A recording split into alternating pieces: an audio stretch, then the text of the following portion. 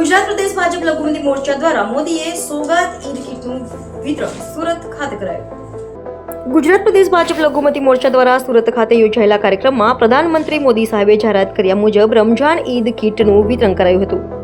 ગુજરાત મોરચા પ્રમુખ અને ગુજરાત વકફ બોર્ડના અધ્યક્ષ ડોક્ટર મોહસિન લોખંડવાલા સાહેબ, સુરત શહેર મોરચા પ્રમુખ મોહસિન મિર્ઝા, પૂર્વ મહામંત્રી ઇમરાન મેમણ, પ્રતિષ્ઠિત મુસ્લિમ વ્યાપારી અગ્રણી રફીક ઉનાણી હસ્તે અસંખ્ય કીટોનું વિતરણ કરવામાં આવ્યું હતું। આ કાર્યક્રમમાં એનજીઓના પ્રમુખ શોકતભાઈ મિર્ઝા, યાસીનભાઈ, યુનુસભાઈ સહિત અનેક મુસ્લિમ અગ્રણીઓ ઉપસ્થિત રહ્યા હતા। આ તકે ડોક્ટર લોખંડવાલા સાહેબે મીડિયા અને પત્રકારોને જણાવ્યું હતું કે યશસ્વી પ્રધાનમંત્રી નરેન્દ્રભાઈ મોદી સાહેબે દેશના મુસ્લિમ સમાજ ખુશી સાથે પોતાના પર્વની ઉજવણી કરી શકે તે હેતુથી સોગાદે ઈદ કીટની કરેલી જાહેરાત મુજબ પ્રદેશ લઘુમતી મોરચા દ્વારા કીટોનું વિતરણ કરવામાં આવી રહ્યું છે। ગુજરાતભરમાં મોરચાના પદાધિકારીઓ દ્વારા કીટોનું વિતરણ કરાઈ રહ્યું છે। આ તકે તેઓએ કહ્યું કે ઈદની ઉજવણી ભાઈચારા સૌહાર્દપૂર્ણ થાય અને રાષ્ટ્રના વિકાસમાં આપણે સૌ સહભાગી બનીએ તેવી નમ્ર અપીલ સાથે ગુજરાતના તમામ મુસ્લિમ બિરાદરોને એડવાન્સમાં ઈદ મુબારક પાઠવ્યા હતા। ડૉક્ટર મોહસિન લોખંડવાલા, પ્રમુખ ગુજરાત ભાજપા લઘુમતી મોરચા। આજે રમઝાનના અંતિમ દિવસે અને આવનારી ઈદના મોકા ઉપર એક અમારું રાષ્ટ્રીય લેવલથી સોગાતે મોદી નામનો કાર્યક્રમ અમને આપવામાં આવેલો છે, જેના અનુસંધાને આજે અમે ભેગા થયા છે।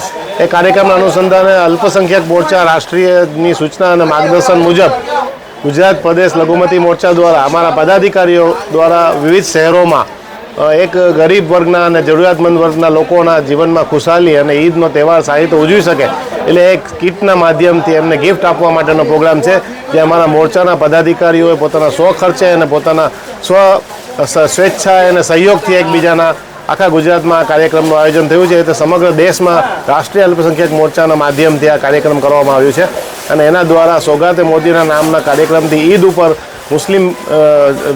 મુસ્લિમ સમાજના ગરીબ વર્ગના લોકોને મદદ પહોંચાડવાના હેતુથી એક સિમ્બોલિક ગિફ્ટ ભેટ આપવામાં આવે છે અને આવનારા સમયમાં અન્ય ધાર્મિક લઘુમતીઓ જેવી કે ક્રિશ્ચિયન, શીખ, બેસાખી આવશે, ગુડ ફ્રાઇડે આવશે, ઈસ્ટર આવશે, એ તો દરેક સમાજના લોકો સાથે અલ્પસંખ્યક મોરચાના કાર્યકર્તાઓ સંવાદ કરી અને એમની સાથે આ જ રીતે કાર્યક્રમોનું આયોજન કરશે।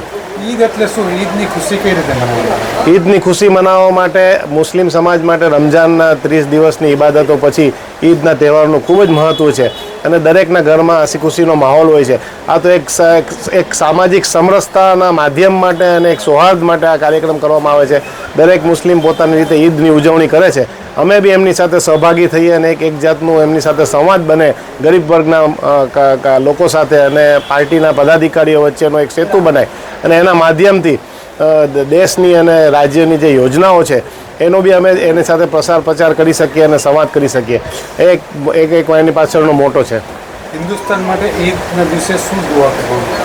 હિન્દુસ્તાન માટે ખાસ કરીને અમન ચેન, દેશમાં ભાઈચારો ટકી રહે અને સૌ લોકો ખુશખુશાલ એકબીજા સાથે હળીમળીને રહે અને દેશમાં કોમી સંવાદિતા જળવાઈ જાય અને સતત દેશનો વિકાસ થતો રહે એવી સૌને શુભકામના પાઠવીએ છીએ।